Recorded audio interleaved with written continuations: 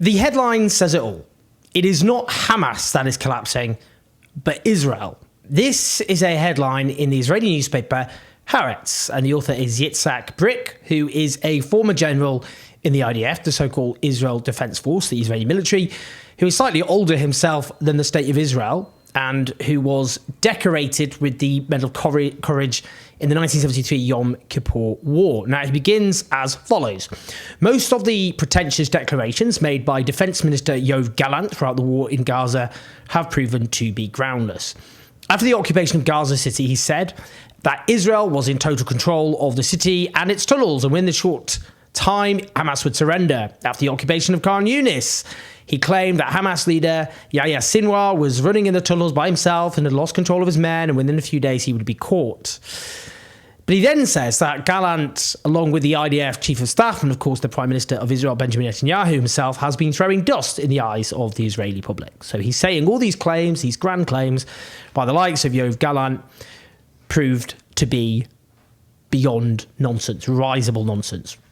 He then mocks these repeated triumphalist statements, noting that it appears Gallant has begun to sober up, having told the Foreign Affairs and Defence Committees of the Knesset, the Israeli Parliament, that the idea of total victory in Gaza is nonsense. So he then states that he's begun to realise that without a hostage deal with Hamas, this could lead to regional war, which would place Israel in serious danger. Now, this article really is a fascinating corrective to Israeli propaganda. He states Israel is sinking deeper into the Gazan mud, losing more and more soldiers as they get killed or wounded, without any chance of achieving the war's main goal, bringing down Hamas. He says the country really is galloping towards the edge of an abyss.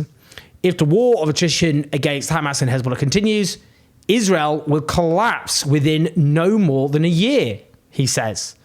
He notes the reservist army is voting with its feet by refusing to be mobilised, while the economy is crashing, and that Israel has become a pariah state with economic boycotts and embargoes on arms shipments. Now, he goes on about assassinations which threaten to detonate the whole Middle East, that a war of attrition suits Hamas, that Netanyahu toughening the negotiating team's positions to prevent a deal comes after a hostage deal could previously have been achieved, with the deal being torpedoed by insistence on what is in effect the indefinite annexation and in practice, indefinite occupation and in practice annexation of Gaza. He concludes that Israel must agree to a deal to release the hostages and stop the war in Gaza, which could then lead, he hopes, as an alternative to the winding down of fighting with Hezbollah, and therefore less of a chance of regional war on multiple fronts, for which he says Israel is entirely unprepared. Pretty shocking stuff coming from a Israeli general. And I think it is worth stating the truth, the underlying truth there, that Israel has been defeated strategically.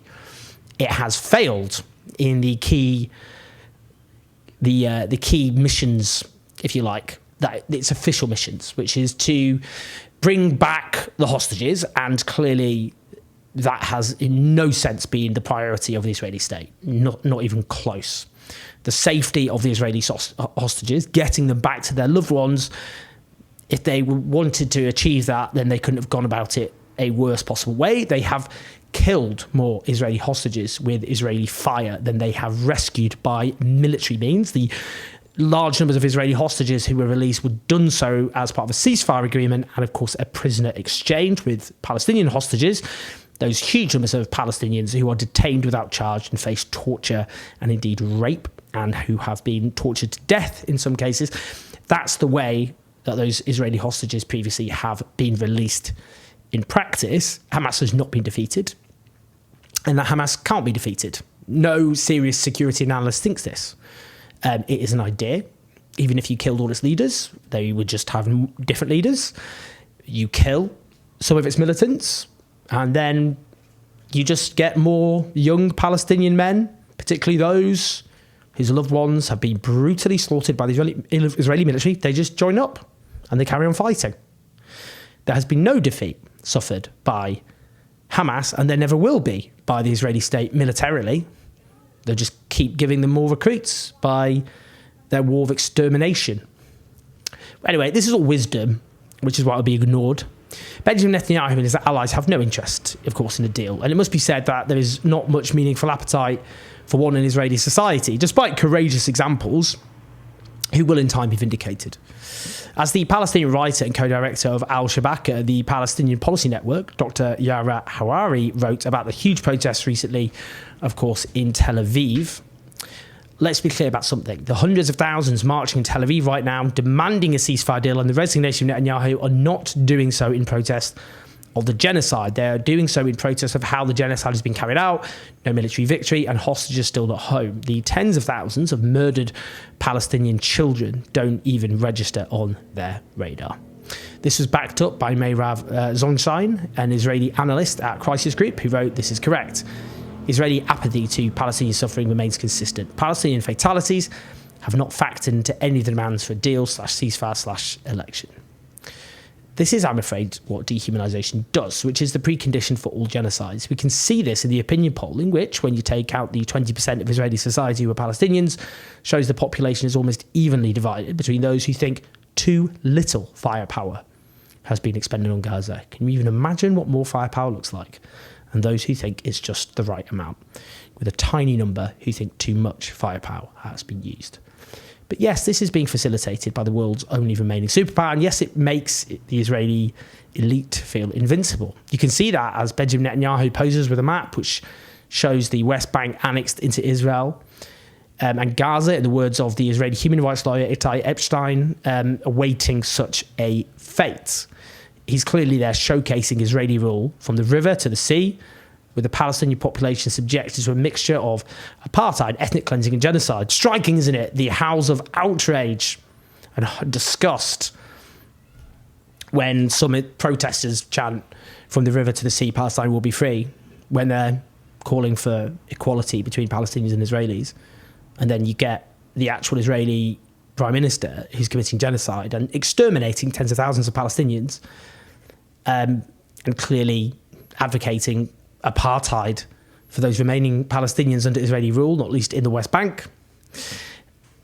That's fine. Where's the howls of outrage then? Where are all the newspaper columns?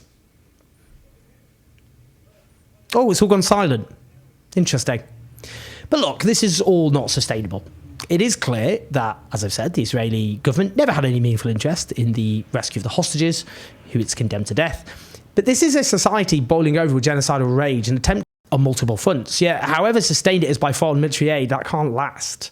Within the Western world, Israel is becoming a pariah state because public opinion in the West is dramatically shifting against it. And that's true in the United States, where criticising Israel was verboten until not that long ago.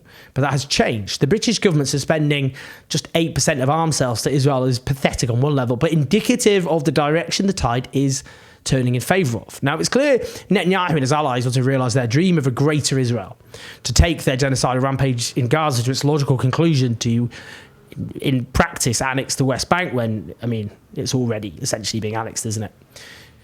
But I agree with this Israeli general. I think this will become an existential question for Israel.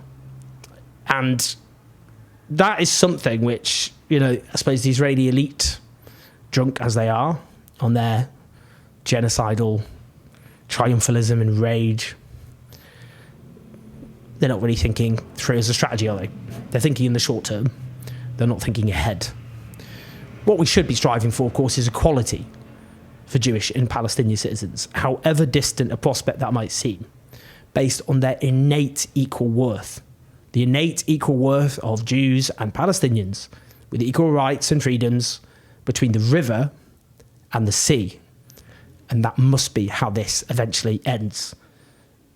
Until then, well, of course, only murder and destruction beckons. And that is, of course, the present. Please like and subscribe. Leave your thoughts and your comments. We'd love to hear them as ever. Keep the show on the road at patreon.com/MJ84. A very big, exciting project, which I've been talking about for a long time, which has taken up a huge amount of effort and resources and money. You will see. I'm waiting till we can publish it. You'll see why. But hopefully we can publish it imminently. It's a big project. You'll see what I mean. Press like, subscribe. I think I've already said that. Speak to you soon.